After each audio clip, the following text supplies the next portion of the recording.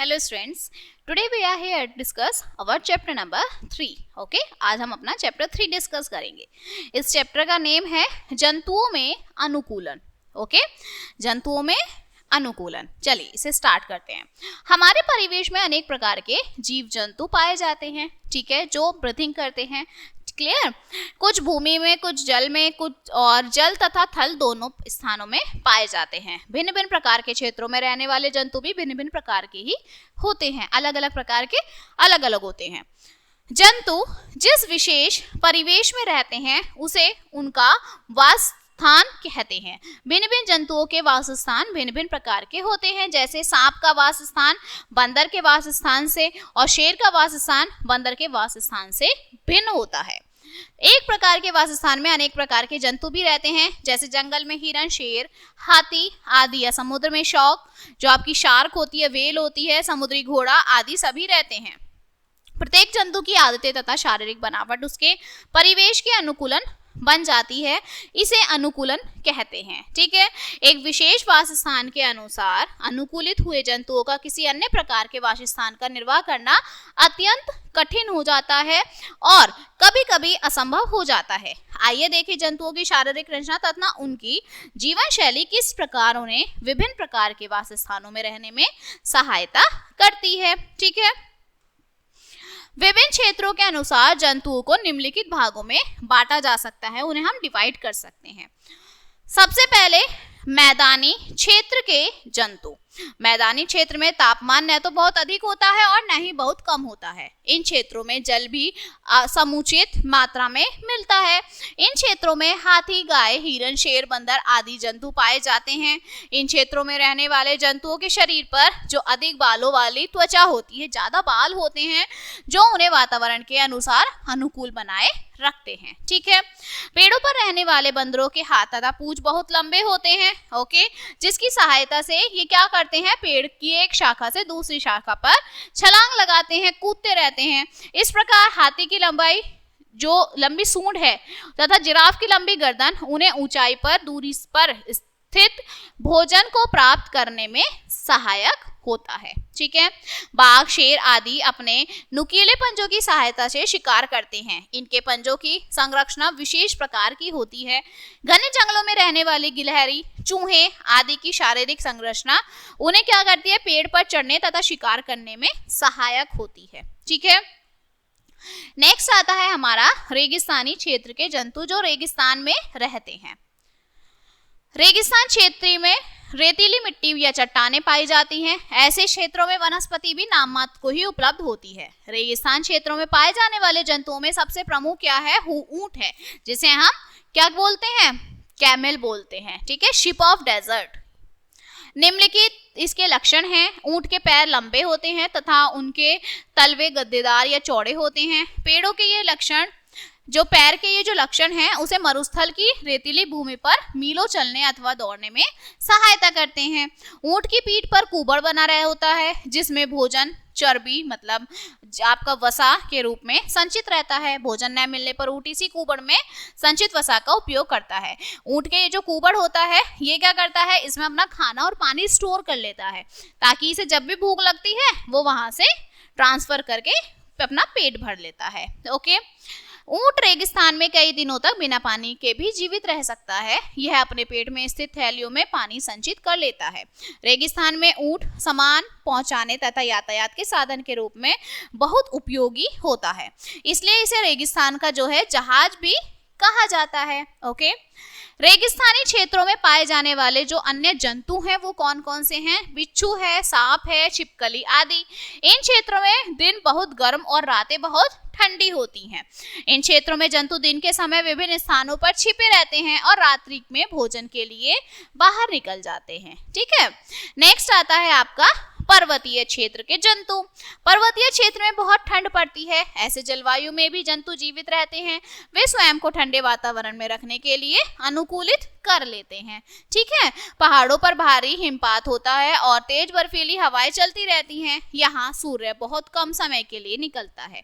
Okay, यहाँ पर कुछ जो विशिष्ट जंतु हैं जैसे याक, पहाड़ी आपकी लोमड़ी है, भेड़ है, पहाड़ी बकरी है, भालू आदि पाए जाते हैं. ठीक है, इन क्षेत्रों में पाए जाने वाले जंतुओं के शरीर की त्वचा मोटी होती है। मोटी त्वचा के नीचे वसा की परत तथा त्वचा के ऊपर घने एवं लंबे बाल पाए जाते हैं। लंबे बाल इन्हें अत्यधिक सर्दी में ठंड से बचाते हैं। आप देखें पहाड़ी इलाकों में जो जानवर होते हैं उनके बाल बहुत लंबे लंबे होते हैं ताकि वो ठंड से बचे रहें। बहुत से जंतु जल तथा जल थल दोनों में रहते हैं। ऐसे जंतु उभयचर कहलाते हैं।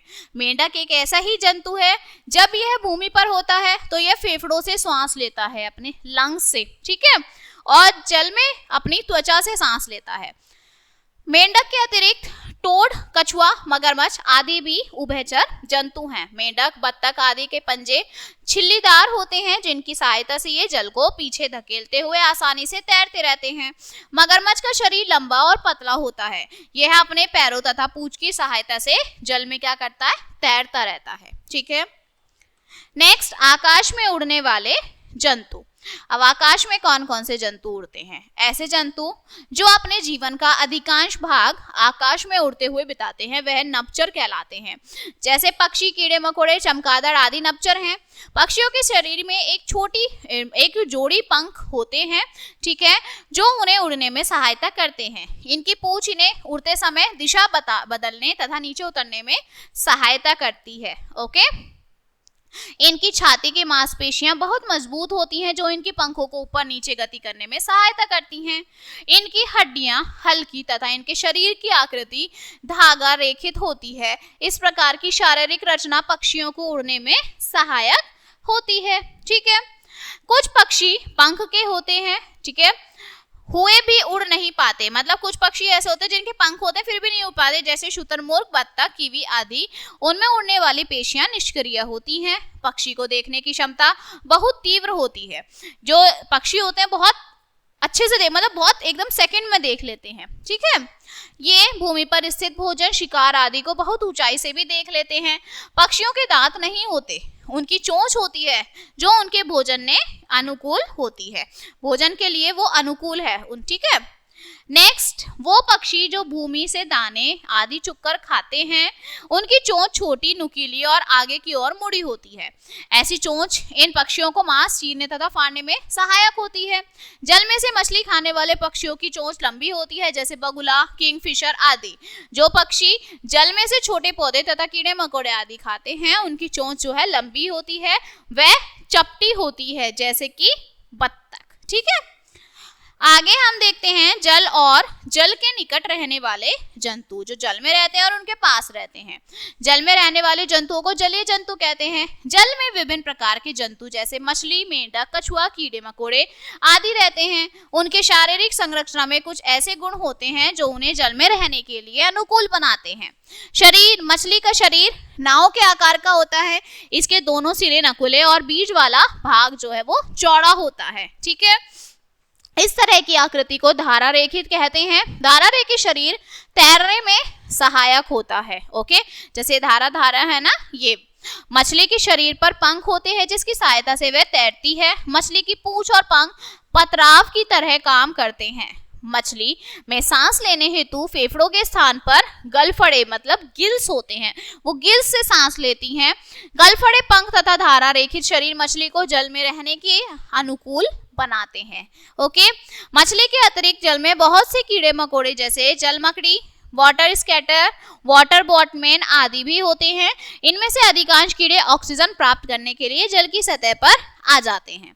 कुछ जलीय जंतु जैसे व्हेल, ऑक्टोपस, केकड़ा, समुद्री घोड़ा, स्पंज, झींगा आदि समुद्र के खारे जल में रहते हैं, ठीक है।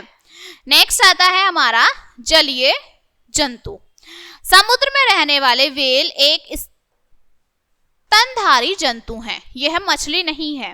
पृथ्वी पर पाए जाने वाले सभी जंतुओं में ब्लू व्हेल नामक व्हेल सबसे बड़ा जंतु होता है। किसी मछली की भांति व्हेल का शरीर धारा रेखित होता है, ओके, जो उसे तैरने में क्या करता है, सहायता करता है। इसके सिरे के ऊपर दो बड़े नासाद्वार होते हैं, बड़े बड़े होते हैं, ठीक है, जो फेफड़ों से जुड़े रहते हैं। व्हेल समुद्र की सतह पर आकार बहुत से ऑक्सीजन संचित कर लेती है और फिर जल में चली जाती है। यह पानी में रहकर अपने फेफड़ों में संचित ऑक्सीजन की इस मात्रा का उपयोग करती है, ठीक है। वो जो उसके सींग होते हैं वो उनमें इकट्ठा कर लेती है। अतः सभी सजीव जो आपके आवासीय परिवेश में जीवित रहने के लिए अपने को वातावरण के अनुसार अनुकूलित कर लेते हैं। ठीक है, जैसे वो क्या करते हैं, जहां भी वो रहते हैं उसी के अनुसार वहां पर रहने लग जाते हैं। ये भी चैप्टर आपका खत्म होता है। अब इसके मुख्य पॉइंट्स देखते हैं। सभी जंतु वातावरण में जीवित रहने के लिए कुछ गुण विकसित कर लेते हैं। इन गुणों को अनुकूलनता कहते हैं। पहाड़ी तंतुओं की त्वचा मोटी होती है तथा शरीर पर बहुत सारे बाल होते हैं। रेगिस्तान के जीव जैसे सांप चूहे दिन में बिल में रहते हैं और रात को तापमान कम होने पर वो बाहर आ जाते हैं खाने के लिए। ऊंट की खाल मोटी खुरदरी तथा पैर गद्देदार होते हैं। समुद्री जीव मछली का शरीर चपटा होता है, आगे से नुकीला होता है तथा इनकी आंखों में जो है एक पर्दा होता है। ओके, ये चैप्टर भी हमारा खत्म होता है and I hope you will understand this chapter and we will meet on the next chapter. So thank you.